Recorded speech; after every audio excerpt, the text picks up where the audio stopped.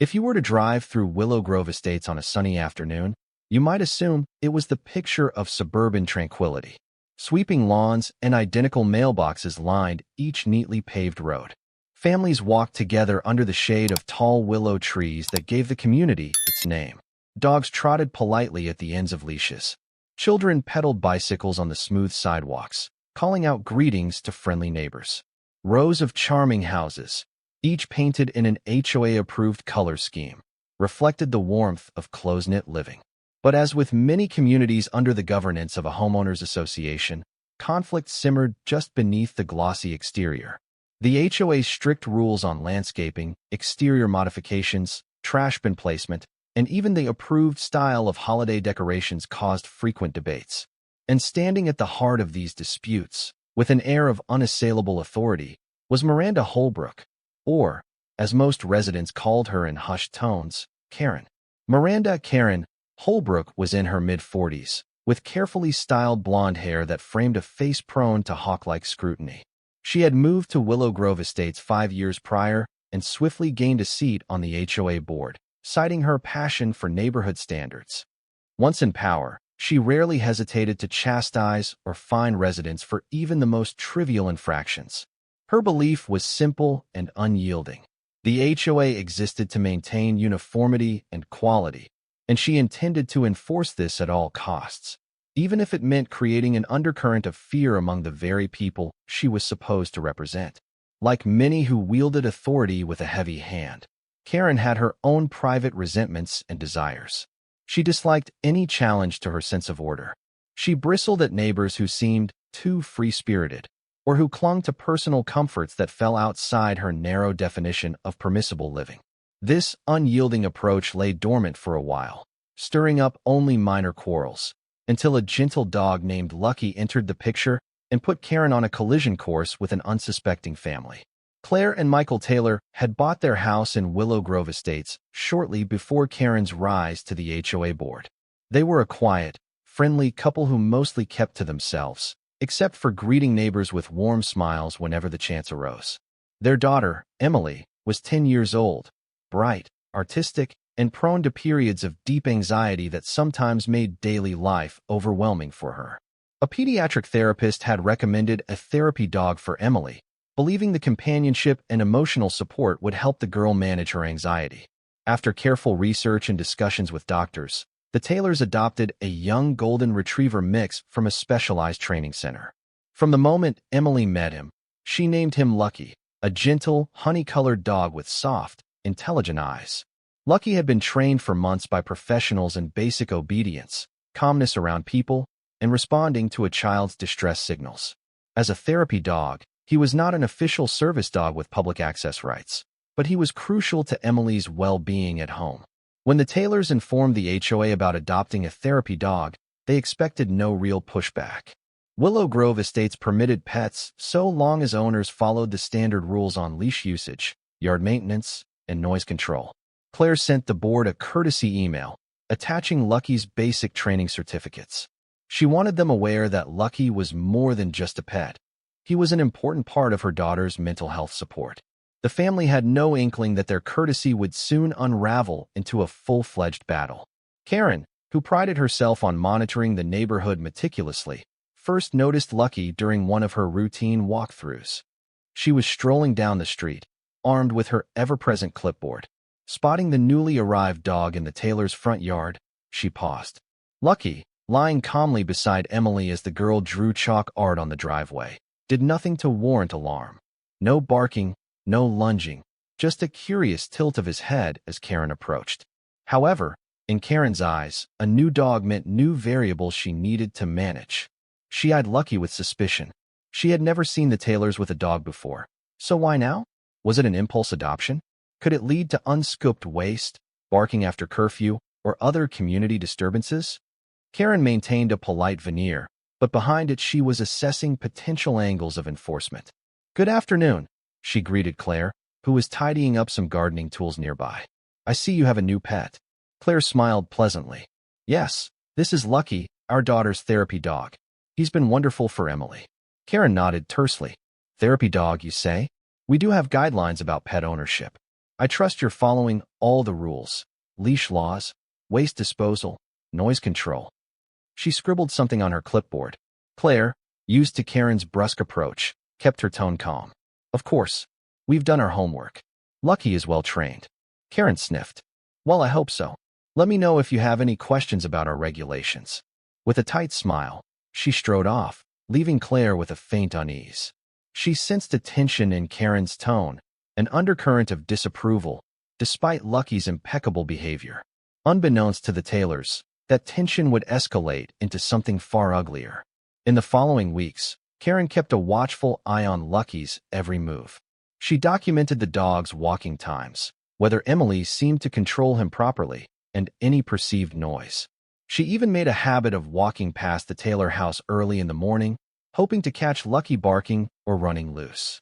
Yet she found no obvious infractions, no howling, no property damage, no suspicious behavior. Lucky was, by all accounts, a model dog. That didn't satisfy Karen. She started to question the validity of calling Lucky a therapy dog. In her mind, therapy animals were only meant for hospitals or specialized clinics. She dismissed the notion that a child at home might need such companionship. If Emily's anxious, she once murmured to a neighbor, shouldn't she see a psychologist or get real help? Why burden the community with an unnecessary dog? She soon began hinting in the HOA's internal emails that certain residents abused the therapy label to bypass rules. She pointed out how larger dogs could pose a threat if not properly managed, and how the community should be vigilant about potential aggression. Though she never named the Taylors outright in those messages, it was plain who she meant. The other board members, with more moderate views, largely ignored or lightly rebuked her. They saw no issue with Lucky, but Karen's resentment festered, craving a more direct confrontation. Meanwhile, inside the Taylor home, a beautiful transformation was unfolding. Emily, previously hesitant about leaving the house or meeting new people, blossomed under Lucky's steady companionship. The dog's calm presence soothed her nerves, helping her face everyday challenges with more confidence. She began offering to run small errands with her parents or to sit outside while doing homework, provided Lucky was by her side. Claire and Michael noticed how each day ended with Emily hugging Lucky goodnight, whispering secrets into his floppy ears. And in the mornings, instead of dreading school, Emily often woke up eager to walk Lucky, feeling a renewed sense of responsibility. Her therapist praised the arrangement. Sometimes, she explained, an animal's unconditional presence can do more for a child's anxiety than a roomful of counselors. On weekends, Emily proudly showed Lucky to friendly neighbors who happened by. She taught him simple tricks like sit, stay, and roll over. The little dog never barked aggressively or lunged. He welcomed belly rubs from strangers, tail wagging in gentle arcs. Most people found Lucky delightful, praising the Taylors for adopting such a sweet, well-trained companion. But Karen was not most people. With no legitimate reason to file an HOA violation against the Taylors, Karen concocted petty claims. She began reporting alleged excessive barking to the HOA board at odd hours, 2 a.m., 4 a.m., times when Lucky was almost certainly asleep. The board's other members, receiving her emails, asked for evidence. Karen never produced it, claiming she didn't have a camera ready but had heard the noise while patrolling late at night. She also sent the Taylors patronizing reminders about leash rules, though Lucky was always leashed when outdoors or in the fenced backyard. She cited obscure HOA guidelines about pet nuisance, cautioning them that repeated complaints could lead to fines or forced removal of the dog. Claire politely responded that none of these claims were valid, offering to show Karen proof of the dog's quiet behavior. Karen just doubled down, spouting phrases like, "We must preserve community standards," and "one dog can ruin the comfort of an entire block." Around the neighborhood, a few residents heard these rumors. Some shrugged them off, knowing Karen's penchant for exaggeration. Others felt a flicker of doubt. Maybe the dog does bark? Could it be a problem we're not aware of? The seeds of distrust were sown. Karen's plan to tarnish Lucky's reputation slowly gained traction in certain corners of Willow Grove Estates. The final push Karen needed came from a completely innocuous event. One Saturday afternoon, Emily sat on her front porch with Lucky dozing by her feet. Another neighborhood child, Noah, a rambunctious 6-year-old, ran by on the sidewalk, chasing a ball. He tripped, scraping his knee, and let out a startled yelp. Lucky woke up and, sensing distress, jumped up with mild alarm. He didn't bark or growl. He merely stood, ears perked, as Emily hurried over to see if Noah was okay.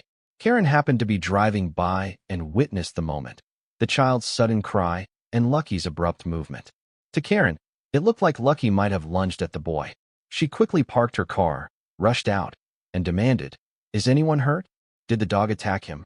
In her melodramatic tone, it sounded as if Lucky was a savage beast about to maul a child. Noah's mother arrived, apologizing for her son's fall and reassuring everyone that Lucky hadn't touched him. Emily explained, "He just stood up when he heard the crying. He's trained to check on people who are upset." Indeed, the boy's minor injury came from the fall, not the dog. Yet Karen locked onto this incident as evidence of Lucky's threat. Though no real harm occurred, Karen refused to believe the dog was innocent. She insisted it was only a matter of time before Lucky snapped. No amount of explanation placated her. She left in a huff, already plotting her next move. The next morning, the local animal control department received a formal complaint from none other than Miranda, Karen Holbrook. She claimed a dog in Willow Grove Estates was displaying vicious behavior and had nearly attacked a child. She demanded immediate investigation and removal of the animal for public safety. Animal control officers took such reports seriously. They arrived at the Taylor's doorstep, official badges in hand, to inquire about Lucky. Startled, Claire invited them in, graciously answering questions about the alleged incident. Emily hovered protectively near Lucky, who wagged his tail at the visitors. "Is your dog known to be aggressive?" asked one officer gently. "Absolutely not," Claire replied, offering vet records and the official therapy dog training certificates. "He's specifically trained to remain calm around children. We have no idea why someone would claim otherwise." The officers, seeing the dog's gentle demeanor and the thorough documentation, appeared unconvinced by the complaint. They also interviewed Noah's mother, who confirmed the dog had never attacked her son. "He's the sweetest thing," she insisted. "The poor kid just tripped. Lucky didn't even bark." Yet, procedure demanded a formal evaluation. They advised the Taylors that a false complaint had been lodged, but they still needed to complete their standard checks. As they left, one officer quietly muttered, "It's a shame someone would go to these lengths with no real basis." Word of Karen's complaint spread like wildfire among the Willow Grove Estates residents. Some were appalled that she would fabricate an aggression claim, especially involving a therapy dog for a child with anxiety. Others, who harbored doubts about large dogs in the community, wavered. They wondered if perhaps Lucky really had shown some sign of hostility they hadn't witnessed. Confusion and gossip swirled. Claire, Michael, and Emily felt besieged. They wanted to protect Lucky from any undue scrutiny, but the rumor mill churned. Claire emailed the HOA board, detailing the false complaint and the verification from animal control that the dog posed no threat. She implored them to set the record straight and to reaffirm that therapy dogs were permitted under local and state guidelines. Most of the board members sympathized, except for Karen. She refused to retract her statements, doubling down at the next board meeting by claiming imminent public danger. When pressed for specifics, video, photos, or corroborating witnesses, she had nothing. Yet her dogged insistence caused some residents to hedge their support for the Taylors, unsure whom to believe. This tension hung over the entire community, dividing neighbors into two camps: those who saw Karen's complaint as baseless harassment, and those who feared a large dog might indeed be risky. Although animal control found no grounds to remove Lucky, the Taylors worried that repeated accusations might eventually force them out. If Karen kept fabricating incidents, the family could face ongoing probes, or the HOA might impose some new rule to limit bigger dogs. They decided to gather as much evidence and support as possible. They started by collecting statements from neighbors who had interacted with Lucky, praising his gentle behavior. They got written attestations from the dog's trainer, verifying Lucky's calm temperament and documented therapy skill set. Noah's mother penned a clear letter describing the minor incident, emphasizing that Lucky had not attacked or even touched her son. Additionally, the Taylors asked the local therapy dog organization to vouch for Lucky's ongoing role in Emily's mental health plan. In parallel, Supportive neighbors circulated a petition endorsing the right to keep therapy animals in Willow Grove estates without harassment. Several board members, apart from Karen, signaled they would review and clarify the HOA's pet policy to protect therapy animals from unwarranted accusations.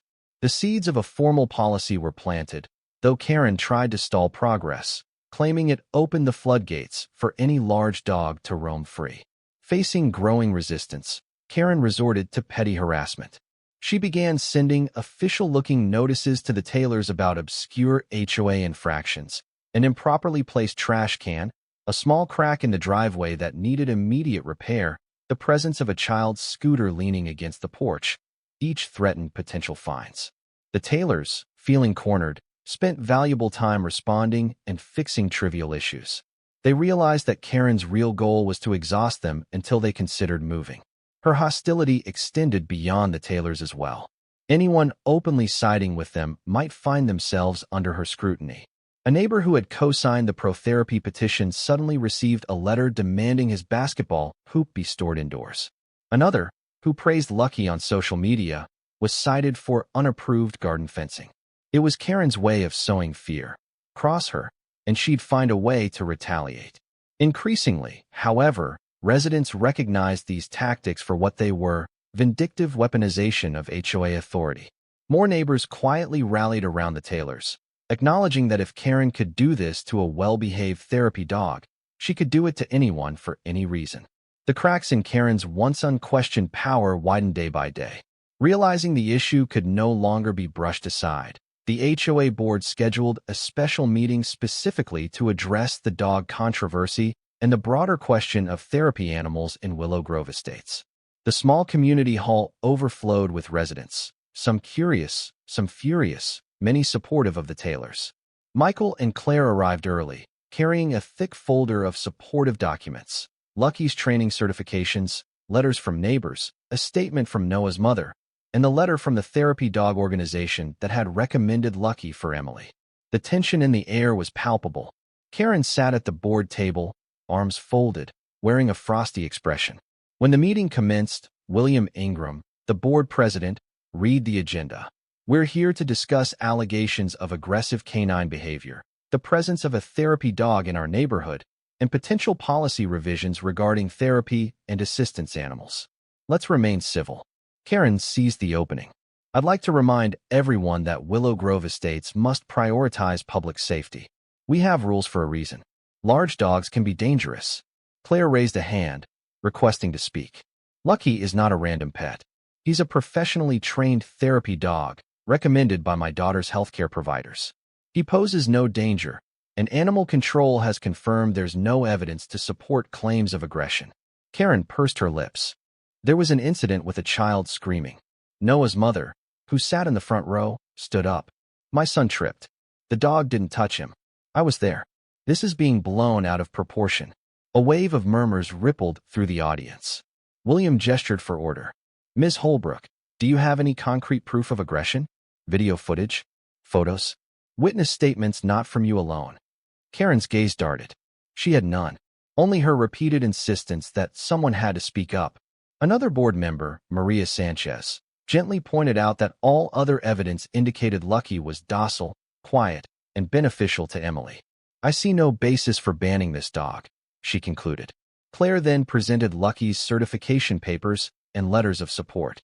A hush fell as she read a brief statement from Emily's therapist. "Lucky is crucial to Emily's mental health. Removing him would severely undermine her progress." Karen tried to pivot, claiming the dog wasn't a true service animal under the Americans with Disabilities Act. Maria, referencing state law, explained that therapy animals, while distinct from service dogs, still merited accommodations, especially within a child's home environment. "We can't forcibly remove a dog that's been proven safe," she said. The crowd quietly listened, then erupted in quiet applause for the Taylors. William, seeing which way the wind was blowing, proposed a formal resolution. Henceforth, Willow Grove Estates will clarify its bylaws to explicitly protect therapy and emotional support animals from unwarranted removal, provided they're well-behaved and documented. All in favor. Most board members, minus Karen, raised their hands. The resolution passed overwhelmingly, both a rebuke to Karen and a relief for the Taylors. Emily and her family exchanged looks of gratitude, while Karen's face hardened, silently fuming at her defeat. Following the landmark vote, the HOA drafted new guidelines that explicitly recognized therapy animals, stipulating that owners provide reasonable proof of training and necessity but face no extra burden beyond standard pet rules. This move was widely applauded. Residents felt safer knowing someone as aggressive as Karen couldn't arbitrarily force out a beloved animal. Additionally, the resolution protected others who might later adopt emotional support pets. Despite the newly adopted guidelines, Karen refused to concede. She claimed that danger could still lurk around the corner and continued muttering about incompetent leadership. She threatened to resign from the board in protest, though she never followed through, perhaps fearful of losing her platform to meddle. Her influence, however, waned. The majority of residents had grown wary of her fear-mongering and recognized the good sense of the new policy. Meanwhile, Claire and Michael noticed that a few neighbors who had been on the fence about Lucky now approached them with warmth, even curiosity. "We were worried at first, but he's such a calm dog," said one woman. "Emily looks so happy playing with him." The stigma Karen tried to engineer dissolved into a general appreciation for Lucky's gentle presence. A few families even asked for tips on dog training, inspired by how well Lucky obeyed commands. Chafing at her public loss, Karen tried one last tactic. She complained to local law enforcement that the Taylors had let Lucky run off-leash in public space. Her call was dismissed when the responding officer found Lucky calmly napping inside the fenced backyard, muzzle nowhere near anyone. She also posted ominous warnings on the neighborhood's private forum about dangerous dog breeds disguised as therapy pets, but the reaction was mostly ridicule or silence. Occasionally, Karen ambled by the Taylors' home, hoping to catch something amiss: a bark after the 10 p.m. noise curfew, or an unscooped mess on the lawn. Each time, she found nothing. She even tried to escalate small details. "Your dog's ID tag is slightly too reflective. It might distract drivers." But this nonsense had no teeth, and the HOA board no longer indulged her. They had established a policy that left little room for arbitrary interpretation. In short, Karen's vendetta collapsed under the weight of truth. Lucky was a sweet, well-trained therapy dog providing real benefits to Emily. There was no justification for punishing the family beyond Karen's personal animus, and Willow Grove Estates had collectively decided it wouldn't stand for her manipulative tactics. With the threat of losing Lucky behind them, the Taylors found a renewed sense of peace in Willow Grove Estates. Emily, sensing the weight lift from her parents' shoulders, relaxed further. No longer did she worry that some mean lady might take Lucky away. She ventured out more often, volunteering to help the older neighbors with small chores, Lucky trotting beside her in his therapy vest. One particularly heartwarming moment arrived when Emily's elementary school held a show-and-tell day for family members and special interests. Though therapy dogs weren't typically allowed in the school, with a teacher's permission and official paperwork, Lucky was invited for a brief visit. Under strict supervision, of course. Emily proudly introduced him as her best friend who helps me be brave. Lucky rested quietly at her feet, exuding the calm that had helped Emily navigate her anxieties. Her classmates were enthralled. They petted Lucky gently, asked questions about therapy dogs, and seemed to accept that Emily's challenges were part of who she was, but also that she was thriving, thanks in part to Lucky's unwavering companionship. The teacher later told Claire and Michael how touched everyone was by the story. "I've never seen a calmer dog, nor a prouder girl," she said. In the months that followed, Willow Grove Estates settled into a new, more neighborly rhythm. The fiasco over Lucky served as a cautionary tale about what happened when one HOA board member wielded power with petty and destructive motives. Under the revised guidelines, therapy animals became an accepted fixture of community life, no longer subject to baseless suspicion. Karen, though still physically present, found herself sidelined. The board voted to strip her of certain oversight responsibilities, arguing that her pattern of false claims showed poor judgment. She was left to manage trivial tasks like sending reminders about recycling day. Where once neighbors stepped gingerly around her, now they learned to challenge her or to question her demands. After all, if she had lied about a dog attacking a child, what else might she have fabricated? For Claire, Michael, and Emily, life regained its balance. The neighbors who once avoided them came around again, and Lucky was greeted with pats on the head and affectionate praise whenever Emily walked him around the block. On warm weekends, the family hosted small gatherings in their backyard, Lucky weaving between guests, tail wagging. He'd gently nuzzle anyone who seemed anxious or sad, fulfilling his role even beyond Emily's direct needs. 6 months after the dog controversy, the HOA held its annual elections for board positions. Karen, determined to maintain control, ran once again. But to her shock, she lost by a significant margin to a newcomer, a kindly retiree who promised more transparency and less antagonism. Residents quietly cited her false complaint against Lucky as the turning point. "We want someone who unites us, not tears us apart," said one voter. The final board meeting in her official capacity ended in awkward silence. No one offered a farewell speech. Karen stepped down, scowling. A few loyal supporters offered words of consolation, but the majority felt her removal was best for the neighborhood. Rumors said she was considering moving away, but for the time being, she remained in Willow Grove Estates, a diminished figure who avoided eye contact with the Taylors. Despite the bitterness Karen brought into their lives, the Taylors chose to let go of resentment. As Claire told Emily, "Some people are lost in their own anger, and it's not our job to feed it. We'll just keep living kindly." Emily nodded, content in the knowledge that Lucky wasn't going anywhere. As the seasons changed and Willow Grove Estates continued its daily rhythms, Lucky became something of a local mascot for responsible pet ownership. Families admired how Emily walked him diligently, cleaned up after him, and ensured he never disturbed anyone. When new residents arrived with dogs, they found a welcoming environment, one that valued good behavior over petty, paranoid rule enforcement. The new board officially codified the updated pet regulations in the HOA charter, guaranteeing that any future therapy or emotional support animals would be protected from malicious claims. The fleeting drama that had once threatened Lucky's place in Emily's life now stood as a triumph of reason, empathy, and community support over one person's relentless hostility. Emily, now entering 6th grade, had blossomed socially. While she still had anxious days, Lucky's presence remained a powerful anchor, reminding her that she wasn't alone in her struggles. She joined an after-school art club, her parents noticing how she chatted more confidently with classmates. At home, Lucky curled up at her side while she painted or read stories. She often told him secrets, sure that no one else listened as patiently as he did.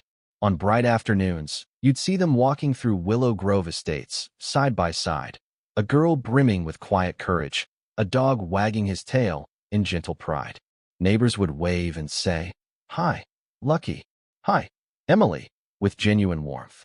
The old friction that once made them uneasy was gone, replaced by the knowledge that a supportive community could stand up to negativity, giving children like Emily the security they needed to thrive. Karen, on her own street, sometimes spied the duo from her living room window. She'd watch Emily laughing as Lucky playfully nudged her hand. Perhaps, in moments of introspection, Karen felt a pang of regret for what she'd tried to do. Perhaps she rationalized her actions in some twisted sense of safety. But the neighborhood had moved on, forging a spirit of tolerance and understanding that left no space for spiteful agendas. And so, in Willow Grove Estates, the dog once slandered as vicious became the model of compassion, an emblem of hope for those battling anxiety. Lucky's story, set against Karen's failed crusade, would be retold to newcomers who asked about the community's stance on therapy animals, a tale of how one determined family, backed by caring neighbors, turned false accusations into a strengthened affirmation of empathy and respect.